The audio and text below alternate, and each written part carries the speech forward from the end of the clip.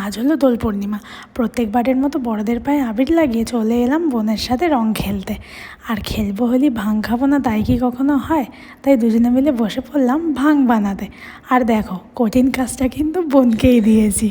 ছোট থেকে তোর এটাই কাজ, আমি ছোট বলে আমাকে দিয়ে সব বড় বড় কাজগুলো করিয়ে নিস। দিদি হয়ে এইটুকু অ্যাডভান্টেজ যদি না নিই তাহলে তুই বোন হয়ে আর কি করলি? আমি যখন বোন হয়ে এত বড় বড় কাজগুলো করছি, তাহলে দে তুই আমাকে, পুরোটা আমিই মেশাই বরঞ্চ।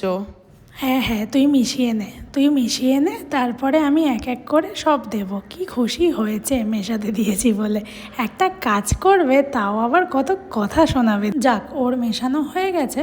তারপরে আমি ডাবের জলটা দিয়ে ফেললাম। ডাবের জল দিয়ে ওর মধ্যে দিয়ে দিলাম মিল্ক মেড দিয়ে দেওয়ার পরে দিলাম ভাং, যেটা ছাড়া কিন্তু ভাংটা পুরোটাই অসম্পূর্ণ। তারপরে ভাংটাকে ভালো করে গুলিয়ে ভাংটা দিয়ে একটুখানি মিশিয়ে নিলাম। নে, তুই অনেক বকবক করেছিস, এবার দে তো আমি একটু টেস্ট করে দেখি কিরম হয়েছে খেতে। টেস্টও তো করতে হবে না? যাই বল, খেতে ভালো হয়েছে তাই না বোন? হ্যাঁ, হেভি হয়েছে, আমার কিন্তু খুব পছন্দ হয়েছে।